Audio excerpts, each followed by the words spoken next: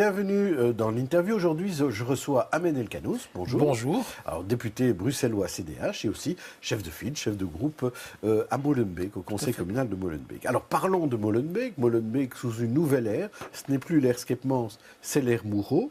Et on commence cette semaine avec un scandale au logement molenbeekois. D'ailleurs, certains parmi vos collègues demandent d'entendre la Société régionale de logement. On n'a pas encore tous les éléments de l'audit, mais on se rend compte que dans ce logement molenbeekois, il y a des choses pas très catholiques qui s'y sont passées, je dirais. C'est pour ça que je ne m'exprime pas pour l'instant publiquement, parce qu'il y a effectivement l'initiative de Céline Frémaux dès le moment où elle a appris qu'il y a eu des dysfonctionnements qui ont été relayés par la SLRB, mais aussi par de nombreuses associations et des habitants des appartements sociaux. Elle a demandé un audit pour savoir exactement qu'est-ce qui se passait en termes de gestion. Les premiers éléments qu'on a eus via la presse démontrent qu'il y a eu une gestion calamiteuse, qu'il y a des choses qui sont relativement graves en termes de gestion. Et donc, on va demander évidemment des explications et on espère avoir les réponses. Mais attendons d'abord d'avoir avec précision les détails de cet audit pour prendre position et surtout exiger qu'on ait des réponses à nos questions. Vous aviez des représentants quand même. Nous avons tous les partis politiques de la majorité et de l'opposition ont des représentants, mais ici apparemment les problèmes relevés ne sont pas au niveau des politiques, mais plutôt au niveau de la structure administrative qui gère la société de logement, qui serait, et je parle toujours au conditionnel, problématique. Et donc moi, avant de me prononcer, j'aime bien avoir des éléments concrets. Ceci dit, à travers les associations dans lesquelles j'ai été actif, il y a toujours eu des relais d'habitants qui relayaient des difficultés et des problèmes au niveau du fonctionnement de la société de logement. Ce n'est pas nouveau. Est-ce que vous demandez comme défi qu'on entende la SLRB au Parlement bruxellois? Mais je pense que la ministre Céline Frémaux n'a pas attendu que Défi fasse cette demande-là. Je crois qu'elle a entamé des procédures qui sont d'ailleurs en cours. Elle a demandé que la SLRB dépose le dossier auprès du parquet. Donc il y a des choses très concrètes qui sont en cours pour avoir une transparence totale et surtout pouvoir améliorer la situation. Et s'il y a des fautes, ceux qui les ont commises doivent évidemment en répondre. Alors dans la presse, c'était la semaine dernière, on avait signalé qu'il y avait eu réengagement d'un ouvrier communal à Molenbeek par la nouvelle bourgmestre, et un personnel qui pourtant avait été licencié. C'est très grave, grave en termes de bonne gouvernance. Je pense que le signal qui est donné, alors que nous avons mené toute une législature, nous avons travaillé sur cette bonne gouvernance, on a fait en sorte que certaines pratiques du passé, d'ailleurs l'actuel bourgmestre a dit que c'était une ère nouvelle qui s'annonçait, que nous allons mettre fin à ne plus recommencer ce que nous faisions dans le passé. C'est comme ça que moi j'ai compris son message. Et rebelote, dès qu'on est aux commandes de la commune, on reprend certaines pratiques. Quelqu'un qui a été licencié pour des faits comme qui sont relativement graves, distribuer des tracts d'un candidat qui aujourd'hui est échevin durant ses heures de travail, donc payé avec l'argent du contribuable, alors que c'était la énième fois qu'il défrayait la chronique, le collège a décidé de le licencier, et le licencier, non pas pour faute grave, pour des raisons humaines et sociales, mais le licencier tout simplement. On avait déjà entendu des rumeurs que l'échevin en question a fait des promesses à ce travailleur qu'une fois qu'il serait dans la majorité, il serait réengagé. Aujourd'hui, nous sommes face à un cas relativement grave où il y a eu un problème de gouvernance. Alors je rappelle que Molenbeek, en termes de demandeurs d'emploi, nous avons 13 000 demandeurs d'emploi qui... on avait le choix. Le choix des travailleurs. Nous avons une liste d'attente au niveau du personnel et on a choisi plutôt faire du copinage, du clientélisme politique. Et ça, c'est de la responsabilité de l'échevin qui a soutenu ce réengagement. Et aujourd'hui, je veux absolument, non seulement qu'il rende des comptes, mais surtout qu'on mette fin à ce genre de pratiques et qu'on ne revienne plus avec des pratiques qui, je le pensais, étaient du passé. Alors, on a aussi beaucoup parlé de Molenbeek au moment de la nuit de Saint-Sylvestre, avec ces incidents. Ça a fait peur à beaucoup de gens. Il y a eu pas mal de réactions aussi dans la commune où on dit, bon, mais Molenbeek, ce n'est pas que ça. C'est une bande d'une trentaine d'énergumènes qui ont mis vraiment le souk sur place. Ce qui m'a choqué par rapport à ces événements, effectivement, chaque année, nous connaissons des événements, je dirais, la nuit de la Saint-Sylvestre, d'une telle gravité jamais. C'est-à-dire avoir une zone de non-droit qui s'installe, où on pille des magasins, où on brûle des voitures et même des immeubles. C'est quelque chose qu'on n'a pas connu. On caillasse des pompiers. C'est des choses qu'on n'a pas connues depuis de longues années. Pour la simple et unique raison, c'est que le collège, sous l'ancienne législature, anticipait des événements. C'est-à-dire, lorsqu'il y avait un événement important, comme la nuit de Saint-Sylvestre, comme éventuellement un événement festif important, nous prenions des dispositifs avec les services de prévention, avec la police, avec tous ceux qui interviennent sur le terrain. Ici, visiblement, il n'y a rien eu de tout ça. Il y a eu une vacance de pouvoir, les responsables de la commune ont brillé par leur absence, et il y a eu une zone de non-droit qui, pendant 1h30, s'est installée, au niveau, par exemple, de la place des Étangs Noirs, où on a vu ces gamins, ces petits voyous piller des magasins, rentrer dans des magasins, et c'est des images hallucinantes. Et ce qui est choquant, c'est non seulement il y a eu un défaut de prévoyance, donc il y a eu une faute, mais surtout, c'est les explications qu'on a données après. C'est-à-dire nous allons mettre en place des soirées dansantes pour occuper les jeunes, pour pas qu'ils fassent des bêtises. C'est un problème de la jeunesse. Je reprends des phrases qui ont été utilisées par, entre autres, le bourgmestre faisant fonction à ce moment-là, alors que ce n'est pas un problème de la jeunesse. Molenbeek, c'est 30 000 jeunes de moins de 25 ans.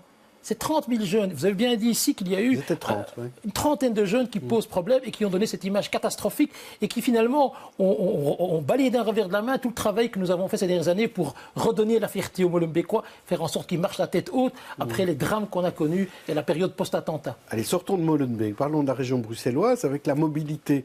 Alors on a vu Zipcar est en difficulté, va disparaître, et on a appris ce matin que UberX était légalisé par un tribunal bruxellois et on n'a toujours pas de plan taxi à propos. Alors quelle est votre réaction? Je vous propose 3 types de réactions. La première, c'est Pascal Smet doit trouver une solution. C'est lui le ministre de la Mobilité. 2, le lobby taxi va réagir. 3, finissons plutôt le métro à Bruxelles. Mais je dirais la 1 et la 3, si je peux me permettre. La 1, Pascal Smet, évidemment, doit se mettre au travail. Enfin, malheureusement, nous sommes en fin de législature, on n'a toujours pas vu ce plan taxi. Et il doit tenir compte aussi, en tenant compte de cet équilibre entre, je dirais, les intérêts des taximans, qui sont des intérêts fondamentaux, c'est une question de survie. Ce sont des milliers de familles qui vivent derrière. Mais aussi, et on l'a vu, c'est plus de 1000 personnes qui ont créé leur entreprise ou leur emploi avec Uber. Donc il faut mettre un cadre juridique et légal pour qu'il n'y ait pas une concurrence déloyale. Mais sans pénaliser les chauffeurs d'Uber qui ont le droit de travailler et de pouvoir vivre, faire en sorte que les taximans aussi, en diminuant les charges, en faisant en sorte, par exemple, qu'on puisse leur faciliter la vie tous les jours au niveau de leur déplacement dans Bruxelles. Mais il faut un plan taxi qui tient compte... Les deux doivent coexister. Tout à fait. Et la mobilité, vous savez, le CDH a pris une position récemment. Nous souhaitons une étude très sérieuse pour pouvoir étudier la faisabilité d'une gratuité des transports en commun. C'est faisable, d'autres villes européennes l'ont fait.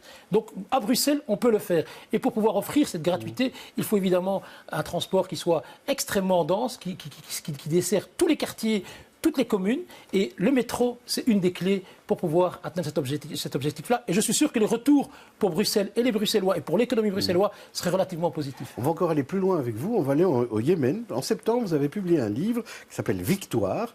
C'était avant les élections, c'était pas prémonitoire, où vous racontez une histoire rocambolesque. En 2013, vous vous rendez au Yémen, un pays en guerre civile, pour un championnat du monde de boxe arabe, une espèce de kickboxing.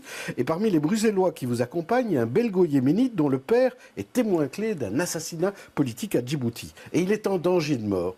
Pour sauver la peau du père du boxeur, vous imaginez un plan un peu fou, vous allez truquer un match de boxe. Alors, racontez-nous ce qui s'est passé. Comment vous avez truqué ce match? D'abord, c'est cette histoire extraordinaire que j'ai vécue avec plusieurs dizaines de personnes, des Bruxellois, des Wallons et des Flamands. C'est d'abord une histoire, je dirais, d'une aventure humaine, de solidarité, pouvoir sauver une vie humaine, c'est le cas de le dire. Et pour pouvoir atteindre cet objectif, parce que dans le cadre protocolaire, je rencontrais le chef de l'État, le président de la République, ainsi que d'autres responsables du pays, il y avait ce fameux match où le fils devait absolument gagner, mais je peux le dire ici, il n'avait pas, je dirais, la capacité de battre l'adversaire qui était un Flamand d'Anvers. Et donc, il fallait un peu forcer les choses. Voilà, on a forcé les choses avec une série de personnes, s'est arrangé pour qu'ils puissent gagner ce combat. Et cette victoire nous a permis de rencontrer le chef de l'État, de défendre la libération du père. D'ailleurs, ça m'a permis aussi de demander l'autorisation du président de la République d'aller lui rendre visite en prison. Et donc, vous avez pu aller le voir. J'ai été lui rendre visite à la prison de Sanaa avec son fils. Et donc, ce sont, je dirais, tous ces êtres humains finalement qui sont... Et ça, c'est un pied de nez à tous ces nationalistes qui veulent construire des murs entre les communautés, alors que cette histoire montre que finalement l'être humain a envie de construire des ponts. Les Flamands, les Bruxellois et les Wallons qui étaient présents, c'est plus de 50 personnes avec des Français.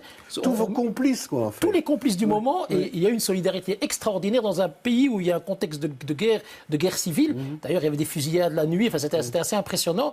Et ces gens-là se sont ligués, se sont mis ensemble pour sauver une vie humaine. Et c'est ça qu'il faut retenir de cette histoire extraordinaire que nous avons vécue au Yémen. Et donc c'était effectivement il y a 5 ans, et depuis lors, maintenant, le père et le fils vivent à Bruxelles, et ils sont bien vivants, tant mieux pour eux. Parlons de la présidence du CDH, parce qu'il y a des élections ce week-end à la tête du CDH. Tiens, il n'y a pas beaucoup de femmes parmi les candidats. Il y a 5 candidats, et pas beaucoup de femmes et pas beaucoup de diversité. Pourtant, pas de Bruxellois. Pourtant, l'appel a été lancé. Et donc, toutes celles qui se voyaient peut-être éventuellement candidats à la candidature auraient pu déposer une candidature. Et nous avons eu 5 candidatures. Mais celle que je retiens, qui est la plus crédible, celle qui rassemble, celle qui aura, je pense, la possibilité de booster le CDH à Bruxelles et en Wallonie, c'est celle de Maxime Prévost. Et c'est celle, d'ailleurs, je le dis publiquement, que je soutiens avec, évidemment, les gens de ma section locale ici à Molenbeek. Alors, est-ce que c'est un président plus ouvert C'est un président rassembleur. C'est quelqu'un, enfin, en tout cas un candidat président, rassembleur. C'est quelqu'un qui, je pense, a la capacité de recréer ce pont qui est indispensable entre les Wallons et les Bruxellois. C'est quelqu'un qui a aussi une fibre bruxelloise, parce qu'il a travaillé pendant de longues années à Bruxelles, donc il connaît très bien Bruxelles. Et c'est un municipaliste, donc c'est le bourgmestre d'une grande ville, Namur. Et donc c'est quelqu'un, je pense, qui va pouvoir être, je dirais, en phase avec les préoccupations des Bruxellois. Donc vous voyez l'avenir plutôt en rose pour les oranges que vous êtes ? Je dirais en orange. Merci Ahmed El Khanou. C'est moi qui vous remercie. Demain, je recevrai le ministre-président de la région, Rudy Vervoort. D'ici là, bonne journée et bonne soirée à tous.